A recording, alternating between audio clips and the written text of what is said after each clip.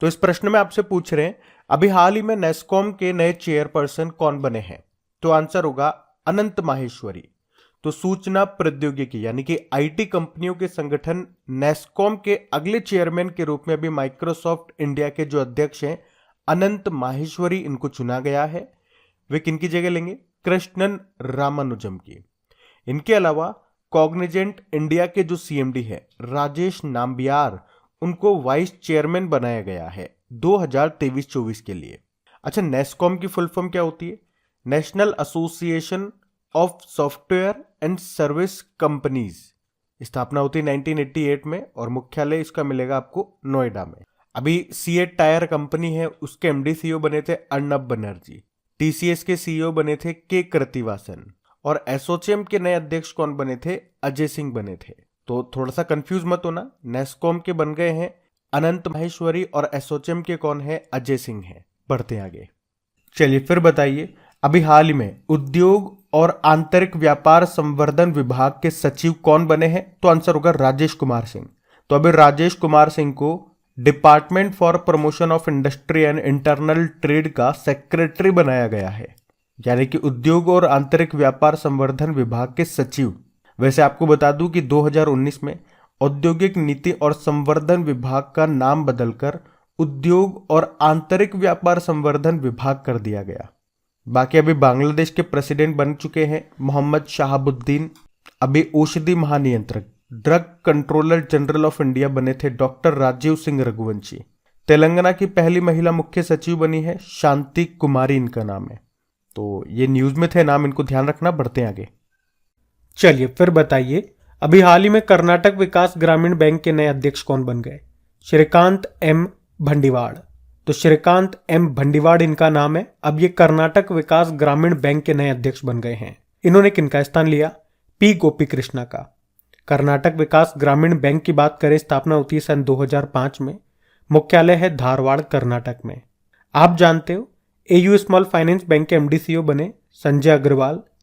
Axis securities के MD CEO बने थे प्रणव हरिदासन और यूको बैंक के मैनेजिंग डायरेक्टर बने हैं अश्विनी कुमार, इनका नाम है। तो ये नाम भी याद रखना। बढ़ते हैं आगे। चलिए फिर बताइए, हाल ही में साइकिलिंग महासंघ के अध्यक्ष कौन बने? पंकज सिंह। तो हमारे जो रक्षा मंत्री है ना राजनाथ सिंह, उनके सुपुत्र हैं, उनके बेटे हैं और नोएडा से भाजपा विधायक हैं ये पंकज सिंह, जो साइकिलिंग महासंघ के अभी अध्यक्ष चुने गए हैं। अच्छा, इनके अलावा मनिंदर पाल सिंह ये दूसरी बार सचिव के रूप में चुने गए हैं। अच्छा, साइकिलिंग फेडरेशन ऑफ इंडिया, ये भारत में साइकिल खेल के राष्ट्रीय नियामक संगठन है और ये देश में साइकिलिंग गतिविधियों को बढ़ावा देने, विकसित करने और व्यवस्थित करने के लिए जिम्मेदार है। इसकी स्थापना हुई थी 1946 में। बाकी अभी बॉम्बे स्टॉक एक्सचेंज के एमडी सीईओ बने सुंदर रमन राममूर्ति। हमारे दूसरे CDS chief of defence staff बने थे अनिल कुमार चौहान और Ashish Kumar Chauhan national stock exchange के अध्यक्ष बने। ध्यान रखना ये नाम भी। बढ़ते आगे। चलिए फिर बताइए, अप्रैल 2023 में एलआईसी के चेयरमैन के रूप में किसे नियुक्त किया गया? तो आंसर होगा सिद्धार्थ मोहंती को। तो अभी केंद्र सरकार ने सिद्धार्थ मोहंती को जून 2024 तक के लिए एलआईसी का चेयरमैन नियुक्त किया है और उसके बाद यानी कि जून 2024 के बाद ये जून 2025 तक एलआईसी के एमडी सीईओ बने रहेंगे। अच्छा, एलआईसी की स्थापना कब होती है? 1956 में और इसका हेडक्वार्टर मिलेगा आपको मुंबई में। अभी एलआईसी ने ही धन वर्षा योजना को शुरू किया था और बीमा रत्न नाम से एक सेविंग लाइफ इंश्योरेंस भी लॉन्च किया था। और हमने पढ़ा था ब्रांड फाइनेंस की रिपोर्ट आई थी, उसमें एलआईसी को 10वां सबसे वैल्यूड इंश्योरेंस ब्रांड बताया गया था। अभी साइकिलिंग महासंघ के अध्यक्ष बने थे रक्षा मंत्री राजनाथ सिंह जी के प्रिय पुत्र पंकज सिंह और एसोचेम के अध्यक्ष बने अजय सिंह, जबकि नेस्कॉम के अध्यक्ष बने अनंत माहेश्वरी। ये भी इंपॉर्टेंट नाम है, ध्यान रखना। बढ़ते आगे।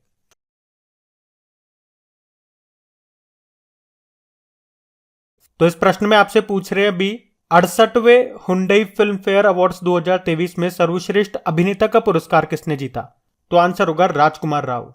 तो अभी 68वें फिल्म फेयर अवार्ड्स की घोषणा हो चुकी है।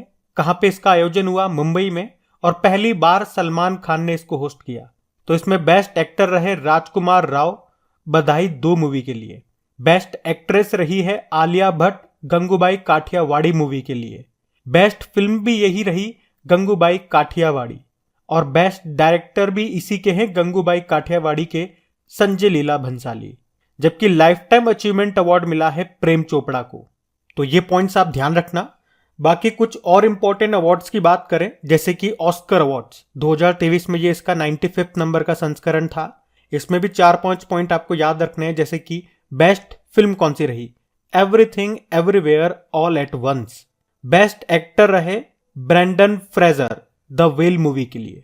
बेस्ट एक्ट्रेस हैं मिशेल योह इसी मूवी के लिए, everything everywhere all at once के लिए।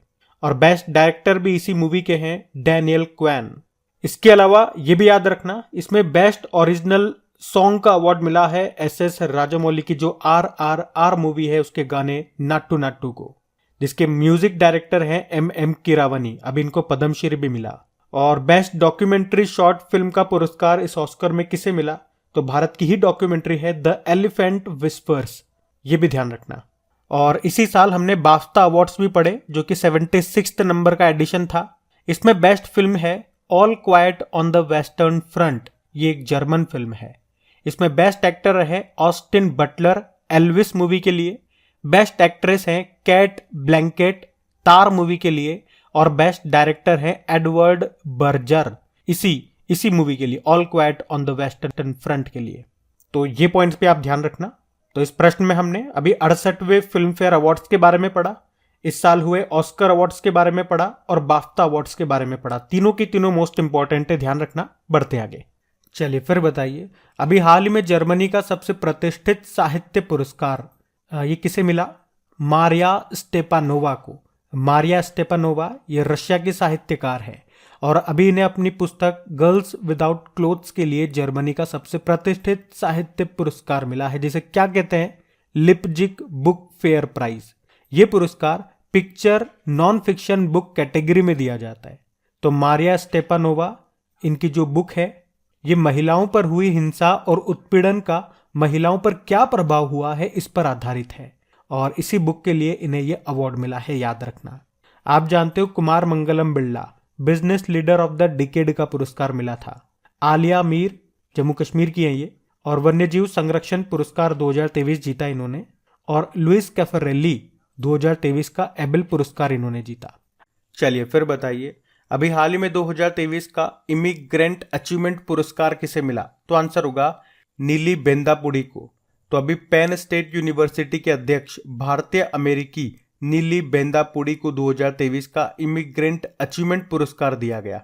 तो ये जो पुरस्कार है ये उन व्यक्तियों को मान्यता देता है जो अप्रवासियों के राष्ट्र के रूप में हमारी विरासत के प्रति प्रतिबद्धता और समर्पण प्रदर्शित करते हैं। और नीली बेंदापुड़ी ये पहली महिला हैं जिन्होंने पेन स्टेट यूनिवर्सिटी के अध्यक्ष के रूप में भी काम किया है। आप जानते हो अभी फेड एक्स के CEO राज्य सुब्रमण्यम को प्रवासी भारतीय सम्मान मिला, उत्साह पटनायक मैल्कम आदिशेषिया पुरस्कार मिला और डॉक्टर नित्या अब्राहम यंग यूरोलॉजिस्ट पुरस्कार इनको मिला। चलिए फिर बताइए, हाल ही में ऑस्ट्रेलिया का सर्वोच्च नागरिक सम्मान ऑर्डर ऑफ ऑस्ट्रेलिया से किसे सम्मानित किया गया? तो आंसर होगा रतन टाटा जी को। तो अभी ऑस्ट्रेलिया का सर्वोच्च नागरिक सम्मान जिसको कहते हैं ऑर्डर ऑफ ऑस्ट्रेलिया, इससे भारत के प्रतिष्ठित उद्योगपति रतन टाटा जी को सम्मानित किया गया। तो ये सम्मान विशेष रूप से व्यापार, निवेश और परोपकार में भारत और ऑस्ट्रेलिया के बीच द्विपक्षीय संबंधों को मजबूत करने में योगदान के लिए दिया जाता है। अच्छा, रतन टाटा जी को पद्म विभूषण कब मिला था? 2008 में। और पद्म भूषण कब मिला था? तो सन 2000 में। और इससे पहले इन्हें असम का सर्वोच्च नागरिक सम्मान भी मिला था जिसको कहते हैं असम वैभव। आपको पता ही है IPL का टाइटल स्पॉन्सर ये टाटा ग्रुप है। और रतन टाटा जी की ऑटोबायोग्राफी जीवनी आई थी जिसका नाम है Ratan and Tata the authorised biography. इसे लिखा था डॉक्टर थॉमस मैथ्यूज ने।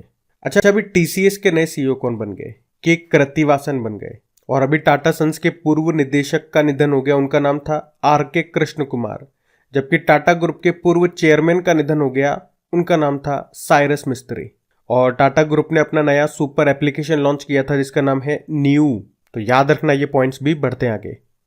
चलिए फिर बताइए, हाल ही में 64 ईयर के बाद व्यक्तिगत रूप से किसने 1959 का रेमन मैग्सेसे पुरस्कार जीता या प्राप्त किया? तो आंसर होगा दलाई लामा। तो बौद्ध धर्मगुरु दलाई लामा ने धर्मशाला स्थित अपने आवास पर रेमन मैग्सेसे पुरस्कार प्राप्त किया है। तो रेमन मैग्सेसे अवार्ड फाउंडेशन की जो अध्यक्ष है सुसाना बी अफान, उन्होंने ये पुरस्कार इनको दिया है। एक्चुअली में 1959 में दलाई लामा को ये पुरस्कार देने की घोषणा की गई थी और दलाई लामा को दिया गया ये पहला अंतर्राष्ट्रीय पुरस्कार है। रेमन मैग्सेसे पुरस्कार याद रखना, इसे एशिया का नोबेल शांति पुरस्कार कहा जाता है। स्थापना होती है इसकी 1957 में और इसका जो ये नाम है ये फिलीपींस के तीसरे राष्ट्रपति रेमन मैग्सेसे के नाम पे रखा गया है। तो ध्यान रखना ये। बढ़ते आगे। तो इस प्रश्न में आपसे पूछ रहे हैं अभी अमेरिका के ग्रीन वर्ल्ड अवार्ड्स 2023 में किस भारतीय संस्थान को ग्लोबल गोल्ड अवार्ड से सम्मानित किया गया? तो आंसर होगा पीजीसीआईएल। पीजीसीआईएल मतलब power grid corporation of India. तो अभी ग्रीन वर्ल्ड अवार्ड्स 2023 का आयोजन ये अमेरिका में किया गया, जहां पे भारतीय कंपनी पीजीसीआईएल को ग्लोबल गोल्ड अवार्ड से सम्मानित किया गया। ये जो पीजीसीआईएल है, power grid corporation of India, इसका नाम आपने जरूर सुना होगा। ये हमारी 11वें नंबर की महारत्न कंपनी बनी थी। वैसे अभी टोटल महारत्न कंपनियां 12 हैं। चलो बताओ 12वें नंबर की महारत्न कंपनी कौन सी है? अच्छा, इसे ये अवार्ड क्यों मिला? तो सीएसआर के लिए, यानी कि कॉर्पोरेट सोशल रेस्पॉन्सिबिलिटी के लिए। इसका मतलब क्या है? कोई भी जो कंपनी है जो उसका प्रॉफिट होता है तो उसका कुछ हिस्सा समाज में अच्छे कामों के लिए, भलाई के कामों में खर्च करती है, तो उसे ही कहते हैं सीएसआर, कॉर्पोरेट सोशल रेस्पॉन्सिबिलिटी। तो इसने ऐसा कौन सा काम किया? तो इसने उड़ीसा के कालाहांडी में वाटरशेड मैनेजमेंट के लिए काम किया था और उसी के लिए इसको ये सम्मान मिला। सिंपल सा वन लाइन में बताएं तो क्या याद रखना है? पीजीसीआईएल का नाम याद रखना है। इसे मिला है ग्लोबल गोल्ड अवार्ड। कहां पे? अमेरिका के ग्रीन वर्ल्ड अवार्ड्स 2023 में। तो ध्यान रखना ये पॉइंट्स। बढ़ते आगे।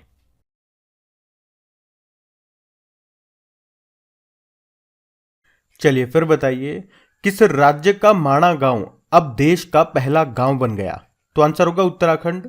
देखो वैसे तो अभी तक ये जो माणा गांव है इसको कहा जाता था भारत का आखिरी गांव, पर अभी जब प्रधानमंत्री नरेंद्र मोदी यहां पे गए तो उन्होंने कहा कि भारत का आखिरी गांव नहीं है ये, बल्कि ये भारत का पहला गांव है।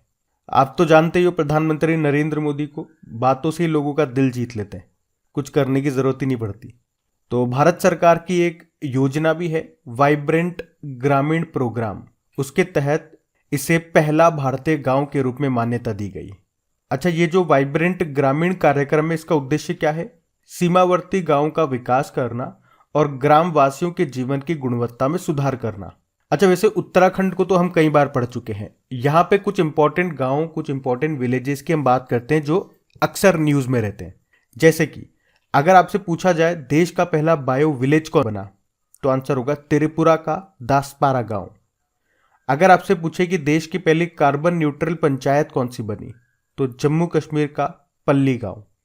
देश का पहला 24x7 सौर ऊर्जा संचालित गांव कौन सा बना, तो आंसर होगा गुजरात का मोडेरा गांव। अगर आपसे पूछे कि हर घर में आरओ वाटर पहुंचाने वाला पहला गांव कौन सा है, तो आंसर होगा उत्तर प्रदेश का भरतोल। अगर आपसे पूछे कि देश का पहला सैनिटरी नैपकिन फ्री विलेज कौन सा बना, तो आंसर होगा केरल का कुंभलांगी गांव। अगर आपसे पूछे कि जम्मू कश्मीर का पहला दूध गांव कौन सा बना, तो आंसर होगा जम्मू कश्मीर का जेरी गांव। और अगर आपसे पूछे कि देश का पहला जिला जिसके हर गांव में पुस्तकालय है, ये कौन सा बना, ये झारखंड का जामताड़ा जिला। तो ये सारे इंपॉर्टेंट क्वेश्चन हैं, इनको ध्यान रखना आप। बढ़ते आगे। चलिए फिर बताइए दुनिया की पहली लिक्विड नैनो डीएपी का विकास किसके द्वारा किया गया, तो आंसर होगा इफ्को के द्वारा।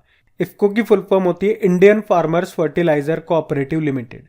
तो अभी केंद्रीय गृह मंत्री अमित शाह ने दुनिया की पहली लिक्विड डीएपी को लॉन्च किया है और इसे तैयार किया है इफ्को ने। डीएपी क्या है? ये एक खास तरह का खाद होती है जिसमें नाइट्रोजन और फास्फोरस पाया जाता है। बाकी अगर नैनो डीएपी की बात करें तो ये इस तरह की दूसरी खाद है। नैनो यूरिया इस सीरीज की पहली खाद थी, उसको भी इफ्को ने ही तैयार किया था, जिसे फरवरी 2021 में लॉन्च किया गया था। तो ये आप ध्यान रखना कि दुनिया की पहली लिक्विड नैनो डीएपी का विकास किसने किया, किसने डेवलप किया, तो इफ्को ने।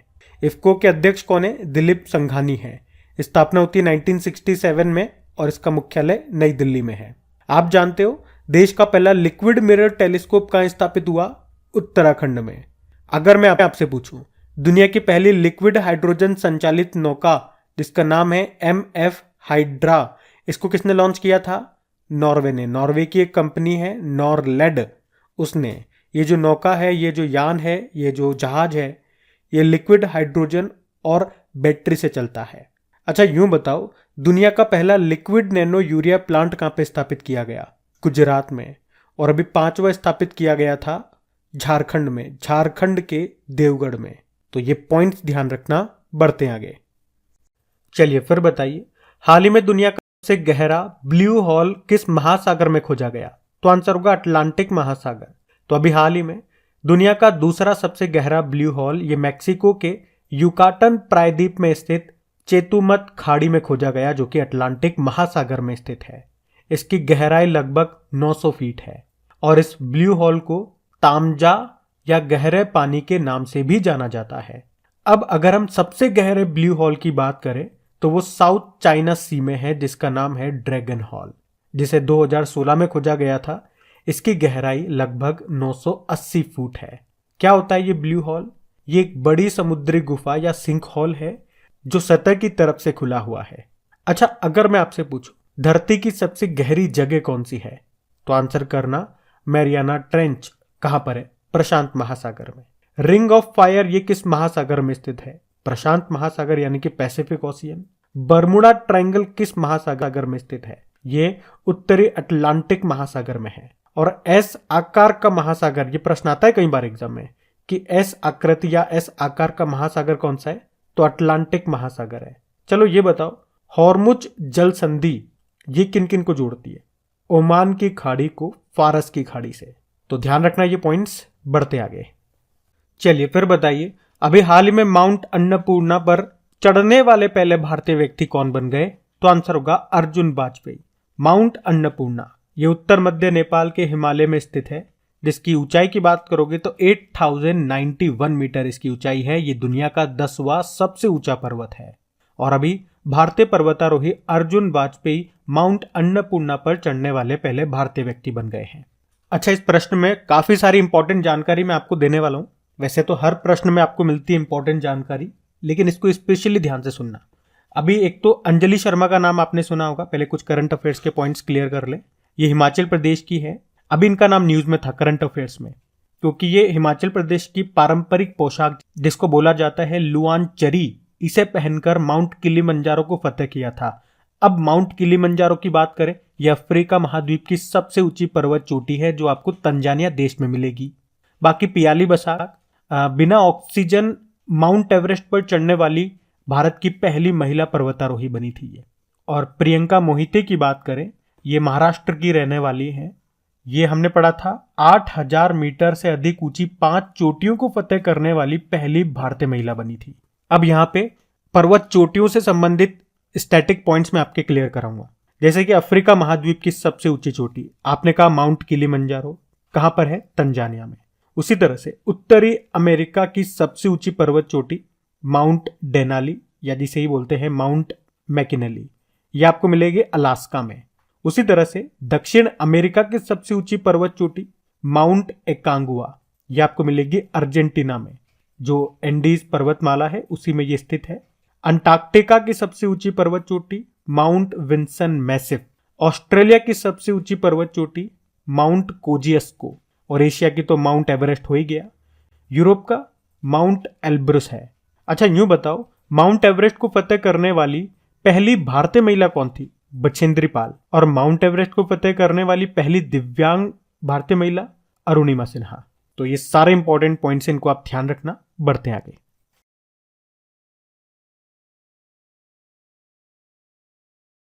चलिए फिर बताइए हाल ही में स्मोक एंड एसेज नाम की बुक को किसने लिखा? तो आंसर होगा अमिताभ घोष ने। तो अभी लेखक अमिताभ घोष ने एक नई बुक लिखी है जिसका नाम क्या है? Smoke and Ashes. तो ये जो बुक है ये इतिहास और समाज पर अफीम के छिपे हुए और अक्सर अनदेखे पहलुओं के बारे में है। अमिताभ घोष की बात करें 2019 में भारत का सर्वोच्च साहित्य सम्मान इनको मिला था जिसे कहते हैं ज्ञानपीठ पुरस्कार। और ये ज्ञानपीठ पुरस्कार पाने वाले पहले अंग्रेजी भाषा के लेखक बने थे। तो इनका नाम तो इंपॉर्टेंट है ही सही। अभी सलमान रुश्दी ने बुक लिखी है, कौन सी? विक्ट्री सिटी, वो भी इंपॉर्टेंट है। बल्कि अरविंद मंडलोई की बात करें तो जादूनामा नाम से बुक लिखी है। ये बुक किसके ऊपर है? जावेद अख्तर के ऊपर है। और संजीव सान्याल रिवॉल्यूशनरीज नाम की बुक लिखी इन्होंने। तो ये भी इंपॉर्टेंट है प्रश्न पूरा, ध्यान रखना। ये बढ़ते आगे। चलिए फिर बताइए, अभी हाल ही में अ रिसर्जेंट नॉर्थ ईस्ट नरेटिव्स नाम की बुक को किसने लिखा? आशीष कुंद्रा ने। तो आशीष कुंद्रा ने ये बुक लिखी है जिसका नाम है अ resurgent north east.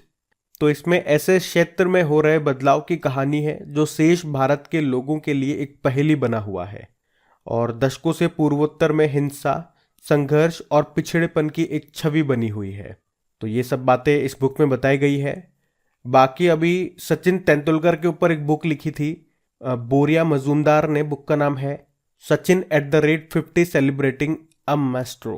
Piyush Babele Gandhi, सियासत और संप्रदाय नाम की बुक लिखी इन्होंने, ध्यान रखना। ये बढ़ते आगे।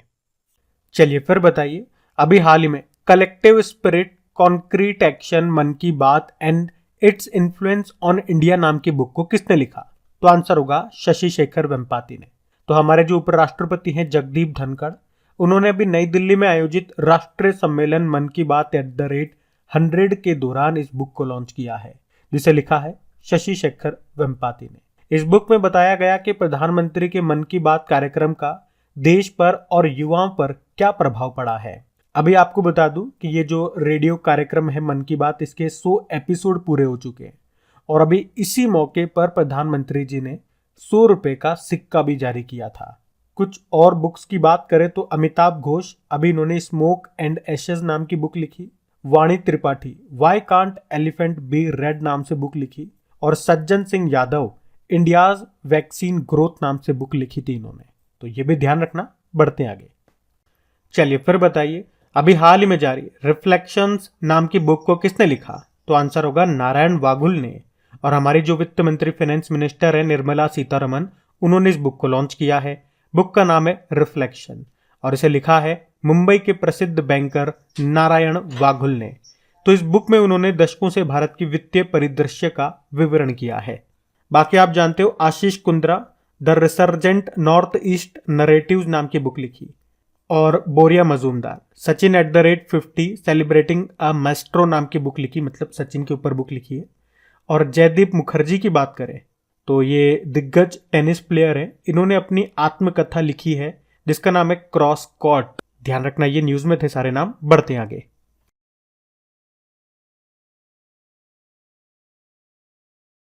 चलिए फिर बताइए, अभी हाल ही में T20 क्रिकेट में सबसे तेज 200 विकेट लेने वाले गेंदबाज कौन बन गए? तो आंसर होगा शाहीन अफरीदी। तो पाकिस्तान के तेज गेंदबाज है शाहीन अफरीदी, जो अभी T20 क्रिकेट में सबसे तेज 200 विकेट लेने वाले गेंदबाज बन गए। उन्होंने अपने 183वें T20 मैच में ये उपलब्धि हासिल की है।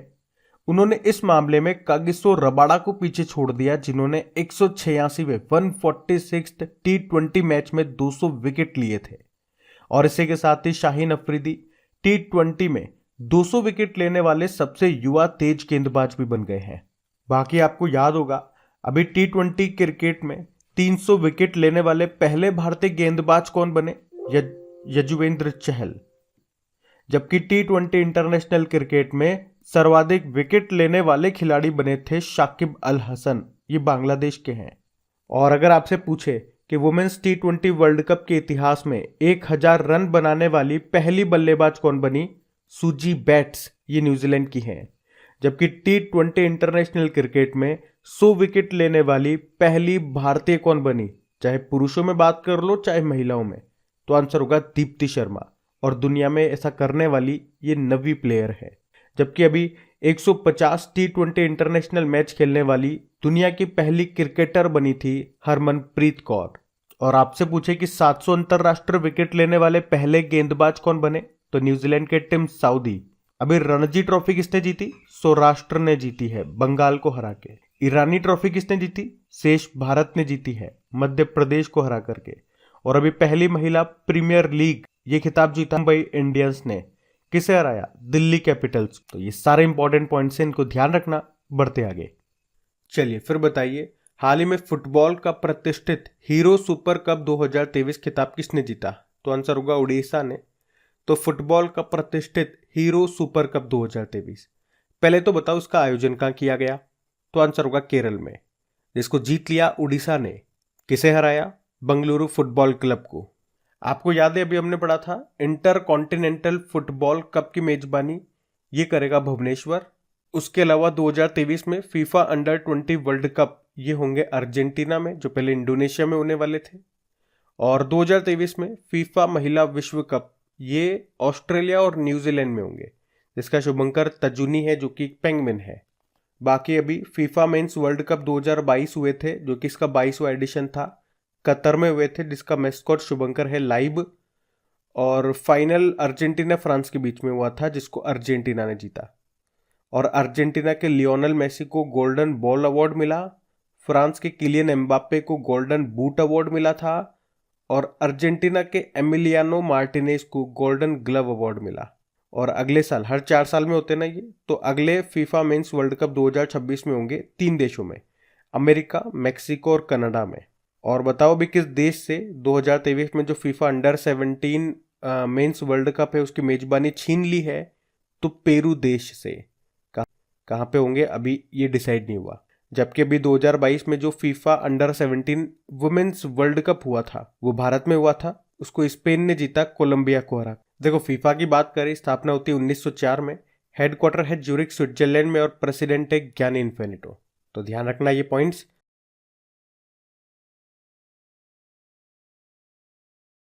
चलिए फिर बताइए, सिप्री की वैश्विक सैन्य खर्च रिपोर्ट के अनुसार वर्ष 2022 में दुनिया का सर्वाधिक सैन्य खर्च करने वाला देश कौन सा है? तो आंसर होगा अमेरिका। तो सिप्री मतलब स्टॉकहोम इंटरनेशनल पीस रिसर्च ने सैन्य खर्च पर रिपोर्ट जारी की है कि 2022 में सबसे ज्यादा सैन्य खर्च किसने किया है? तो आंसर होगा अमेरिका ने। अमेरिका ने सबसे ज्यादा अपनी सेना पे खर्च किया है। पूरे वर्ल्ड का 39% सैन्य खर्च किया है इसने। दूसरे नंबर पे चाइना है, तीसरे नंबर पे रशिया है, तो चौथे नंबर पे भारत है। भारत ने कितना किया? 81.4 बिलियन डॉलर, जो कि 2021 की तुलना में 6% ज्यादा है। और अगर कॉन्टिनेंट के हिसाब से बात करें कि 2022 में किस महाद्वीप में सबसे ज्यादा सैन्य खर्च हुआ, तो ऑब्वियस सी बात है यूरोप में ही हुआ होगा, क्योंकि पिछले साल युद्ध जो हुआ था रशिया और यूक्रेन के बीच में। अच्छा, इसी तरह से आपको याद आएगा अभी 2023 में ही सिप्री की एक रिपोर्ट आई थी, और उसमें बताया था कि 2018 से लेकर 2022 की अवधि में हथियारों के आयात यानी कि इंपोर्ट के मामले में टॉप पे कौन सा देश है? तो आंसर होगा भारत है।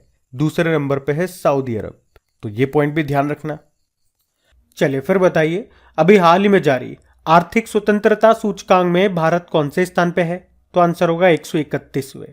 तो अमेरिकी शोध संस्थान द हेरिटेज फाउंडेशन के द्वारा जारी 29वीं आर्थिक स्वतंत्रता सूचकांक यानी कि इकोनॉमिक फ्रीडम इंडेक्स में भारत 131वें स्थान पर है। तो ये जो इंडेक्स है ये विश्व के विभिन्न देशों में दी गई आर्थिक स्वतंत्रताओं का तुलनात्मक अध्ययन करता है, जैसे कि किस देश के नागरिक के पास इकोनॉमिक फ्रीडम है, वो व्यापार करने के लिए स्वतंत्र है या नहीं है, कितना स्वतंत्र है तो, और वो अपने डिसीजन लेने के लिए स्वतंत्र है वगैरह वगैरह। इन चीजों को देख करके, इन चीजों के आधार पे, इन चीजों के बेसिस पे इस इंडेक्स में रैंकिंग दी जाती है। तो 1 लाइन में याद रखेंगे, आर्थिक स्वतंत्रता सूचकांक यानी कि इकोनॉमिक फ्रीडम इंडेक्स 2023 में भारत 131वें स्थान पर है। कितने देशों में से? 176 देशों में से रैंकिंग दी गई है। ये इसका 29 नंबर का एडिशन है। और इसमें टॉप पे कौन सा कंट्री है? टॉप पे सिंगापुर है, दूसरे पे स्विट्जरलैंड है, और तीसरे पे है आयरलैंड, और सबसे लास्ट 176 नंबर पे है नॉर्थ कोरिया।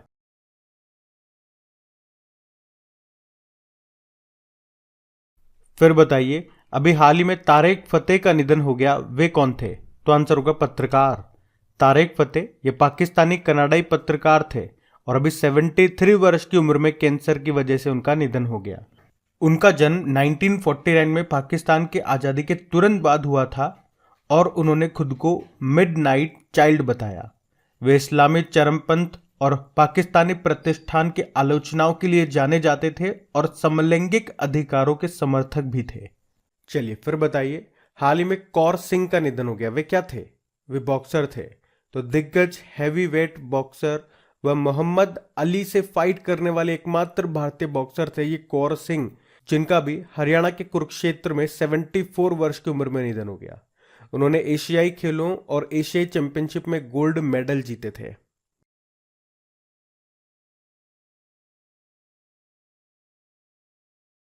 तो इस प्रश्न में आपसे पूछ रहे हैं, हाल ही में विश्व बौद्धिक संपदा दिवस ये कब मनाया गया?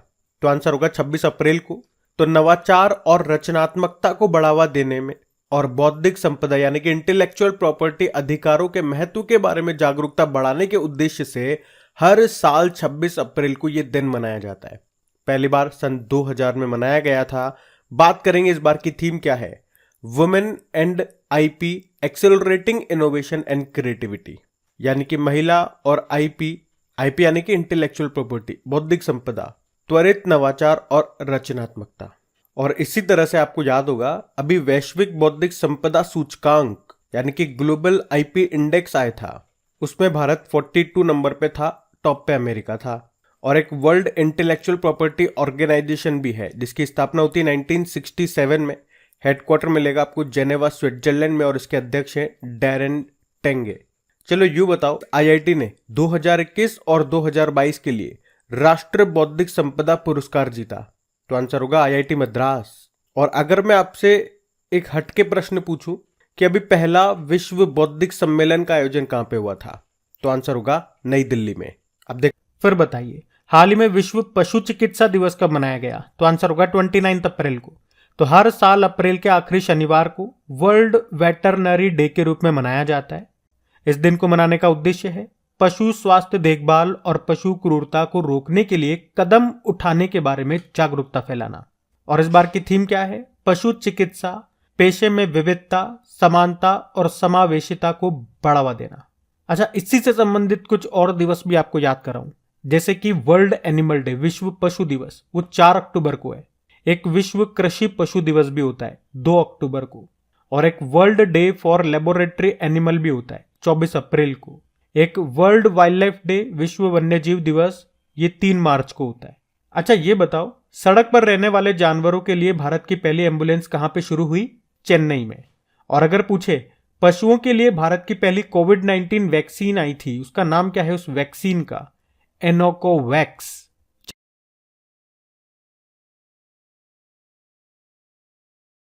चलिए फिर बताइए, अभी हाल ही में किस राज्य के मनाम दुर्रई मिट्टी के बर्तनों को जीआई टैग मिला?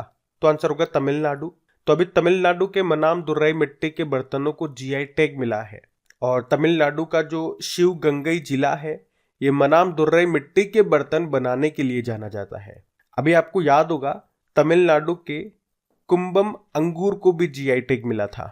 चलिए बताइए, अभी हाल ही में किस राज्य की प्राचीन वस्त्रकला माता नी पछेड़ी को जीआई टैग मिला है? तो आंसर होगा गुजरात। तो माता की पछेड़ी जो कि एक प्राचीन वस्त्र कला है, ये एक गुजराती शब्द होता है माता की पछेड़ी। इसका शाब्दिक अर्थ हो गया मातृ देवी के पीछे। तो इसमें होता क्या है, इसमें एक कपड़ा हो गया और उसके सेंटर में, उसके केंद्र में माता देवी का फोटो होता है। बाकी और जगह, कपड़े के बाकी और जगह उनसे संबंधित कहानियां चित्रों के रूप में बताई जाती है। और ये किसी मशीन वगैरह से नहीं बनी होती, ये हाथ से बनी हुई होती है। ये इसकी खास बात है। और इसे गुजरात में कलमकारी भी कहा जाता है। और पिछले साल आपको बताऊं, नवंबर का महीना था जब प्रधानमंत्री नरेंद्र मोदी यूके के प्रधानमंत्री ऋषि सुनक से मिले थे ना, तब उन्होंने ये माता की पछेड़ी को गिफ्ट दिया था ऋषि सुनक को। ये मुख्य रूप से अहमदाबाद के हस्त कलाकारों के द्वारा बनाई जाती है और अभी इसको जीआई टैग मिल गया। अच्छा, जीआई टैग की हम बात करेंगे, चर्चा करेंगे। उससे पहले बताओ, जीआई टैग कितने सालों के लिए दिया जाता है? मतलब किसी प्रोडक्ट को अगर आज मैंने जीआई टैग दे दिया तो उसकी वैलिडिटी कब तक रहेगी? तो आंसर होगा 10 सालों तक के लिए। वहीं किसी अगर वस्तु को पेटेंट दिया जाता है, पेटेंट मिलता है ना, वो कितने सालों के लिए वैलिड रहता है? तो 20 सालों के लिए।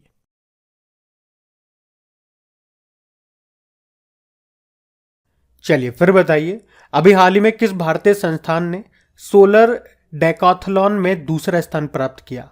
तो आंसर होगा आईआईटी बॉम्बे। तो अभी अमेरिका में सोलर डेकाथलॉन प्रतियोगिता का आयोजन किया गया। इस प्रतियोगिता में करना क्या होता है, जैसे कि नाम से क्लियर है, इसमें छात्रों को अक्षय ऊर्जा यानी कि रिन्यूएबल एनर्जी के द्वारा संचालित अत्यधिक कुशल भवनों का निर्माण करना होता है, उसका डिजाइन तैयार करना होता है। तो इसमें आईआईटी बॉम्बे की एक टीम है शून्य, उन्होंने शून्य ऊर्जा भवनों, जीरो एनर्जी हाउसेस का डिजाइन तैयार किया। तो इस तरह के डिजाइन से मुंबई जैसे गर्म और उमस भरे शहर में वायु गुणवत्ता को बनाए रखने में मदद मिलेगी। और इसी के लिए आईआईटी बॉम्बे के शून्य टीम ने दूसरा स्थान इसमें प्राप्त किया। और आपको बता दूं, भारत से शून्य दल, ये जो शून्य टीम है, ये एकमात्र भारतीय टीम है जिसने इसमें पार्टिसिपेट लिया हो। अच्छा, अभी अगर मैं आपसे पूछूं कि कौन सा आईआईटी अफ्रीकी देश है तंजानिया, वहां पे अपना पहला अंतरराष्ट्रीय परिसर स्थापित करेगा, तो आंसर होगा आईआईटी मद्रास। जबकि अबू धाबी में किस आईआईटी ने अपना परिसर स्थापित किया, तो आईआईटी दिल्ली। और मलेशिया में किसने किया, तो आईआईटी खड़गपुर ने। बाकी आईआईटी मद्रास से ही याद आएगा, अभी दूध में मिलावट का पता लगाने के लिए पॉकेट फ्रेंडली डिवाइस इसने डेवलप किया था। और आईआईटी मद्रास ने एक स्वदेशी मोबाइल ऑपरेटिंग सिस्टम भरोस, इसको भी डेवलप किया था। अभी एक महोत्सव है सारंग महोत्सव, इसका आयोजन भी किया गया आईआईटी मद्रास में ही। और शिक्षा का ऑस्कर ये कहा जाता है वॉर्टन क्यूएस री इमेजिन एजुकेशन अवार्ड को, और ये मिला था अभी आईआईटी मद्रास को ही। तो ये पॉइंट्स पे आप ध्यान रखना। बढ़ते हैं आगे। चलिए फिर बताइए, अभी हाल ही में किस आईआईटी ने साइबर सुरक्षा कौशल कार्यक्रम को शुरू किया, तो आंसर होगा आईआईटी कानपुर। तो अभी आईआईटी कानपुर ने साइबर सुरक्षा कौशल कार्यक्रम को शुरू किया है। और इस कार्यक्रम का उद्देश्य क्या है, मतलब साइबर सिक्योरिटी को बढ़ावा देने के लिए स्किल डेवलपमेंट करना ही इसका मुख्य उद्देश्य है। साइबर अपराध, ये तो समझ में आता है ना, जो ऑनलाइन संबंधी अपराध होते हैं जिसमें कंप्यूटर का, मोबाइल वगैरह का इस्तेमाल होता है। तो ये जो कार्यक्रम है ये 8 हफ्ते तक चलेगा। इसमें ऑनलाइन क्लासेस होंगी और ये पूरा कोर्स होने पर, ये पूरा कार्यक्रम होने पर आपको C3I हब सर्टिफिकेट मिलेगा, जो कि आईआईटी कानपुर के द्वारा ही दिया जाएगा। अच्छा, आईआईटी के बारे में हम डिस्कस करेंगे, मैं आपका रिवीजन कराऊंगा, लेकिन उससे पहले आपको याद आएगा अभी नाटो ने दुनिया की सबसे बड़ी साइबर एक्सरसाइज का आयोजन किया, जिसका नाम है लॉक्ड शील्ड 2023। कहां पे किया, एस्टोनिया देश में, एस्टोनिया के ताल्लिन में। चलो ये बताओ कि कौन सा राज्य भारत की पहली साइबर तहसील बनाएगा, तो आंसर होगा मध्य प्रदेश। और क्या आप ये बता सकते हैं कि अभी किस राज्य ने बच्चों के खिलाफ साइबर अपराध को रोकने के लिए कुंजप नाम से मोबाइल एप्लीकेशन लॉन्च किया था, तो आंसर होगा केरल ने। ये सारे अच्छे काम केरल ही तो करता है।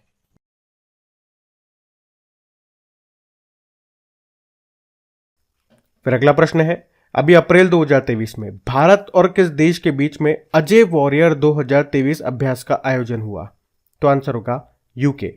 तो एक्सरसाइज का नाम है अजय वॉरियर, ये इसका 7वां संस्करण है। कब से कब तक हुआ बात करेंगे, तो 27 अप्रैल से 11 मई तक। कहां पे, यूके में। इसका जो पिछला संस्करण है 2021 में हुआ था उत्तराखंड में, मतलब एक बार भारत में होता है, एक बार यूके में।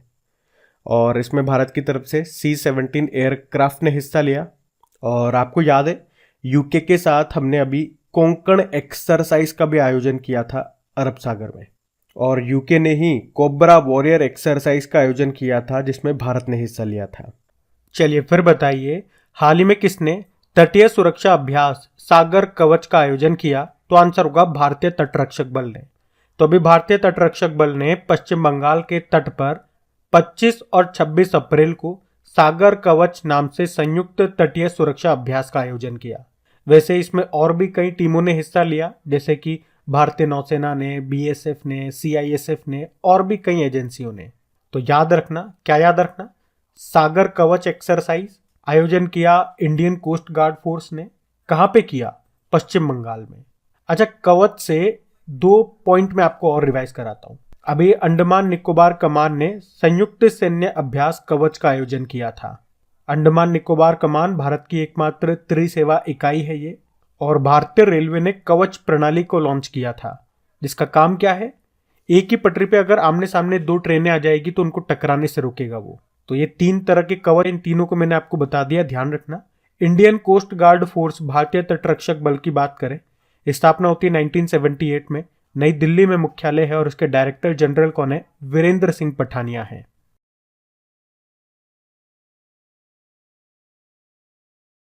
चलिए फिर बताइए, अभी मई 2023 में क्वाड लीडर्स समिट की मेजबानी कौन सा देश करेगा? तो आंसर होगा ऑस्ट्रेलिया। तो अभी ऑस्ट्रेलिया के जो प्रधानमंत्री हैं एंथनी अल्बनीज, उन्होंने कहा कि ऑस्ट्रेलिया अभी 24 मई 2023 को क्वाड लीडर्स समिट की मेजबानी करेगा। ये बैठक सिडनी में होगी और ये पहला मौका होगा जब ऑस्ट्रेलिया इस सम्मेलन की मेजबानी करेगा या इसका आयोजन करेगा। और वैसे आप देखोगे तो ये क्वाड देशों की तीसरी बैठक होगी। अच्छा, क्वाड देशों के बीच में मालाबार एक्सरसाइज होती है और कई बार हम लोग पढ़ चुके हैं कि इस साल जो मालाबार एक्सरसाइज है उसका आयोजन ये ऑस्ट्रेलिया ही करेगा। और ऑस्ट्रेलिया से ही आपको याद दिला दूं 2 पॉइंट और, कि 2026 में जो कॉमनवेल्थ गेम्स होंगे उसका आयोजन भी उसको भी होस्ट करेगा ऑस्ट्रेलिया।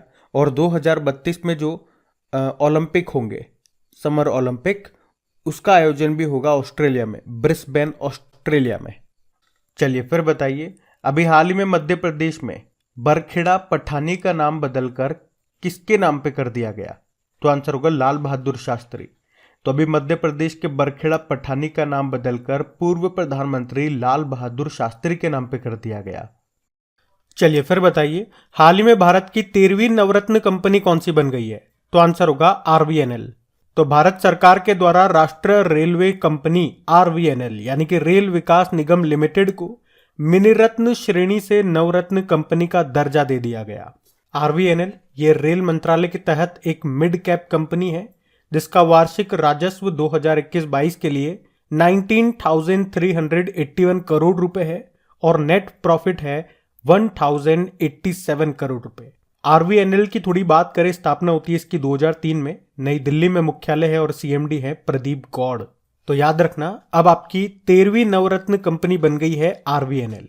और टोटल महारत्न कंपनियां 12 हैं। 12वीं नंबर की कौन सी बनी थी? REC, rural electrification corporation. अच्छा, अगर मैं आपसे पूछूं कि भारत की नवीनतम अभी नेशनल पॉलिटिकल पार्टी कौन सी बनी, तो आप 6वें नंबर की बनी है। टोटल 6 पॉलिटिकल पार्टी है, नेशनल पॉलिटिकल पार्टीज हैं अब। और रेलवे यूनिवर्सिटी का नाम बदल के गति शक्ति यूनिवर्सिटी कर दिया गया, जो आपको मिलेगा वडोदरा में।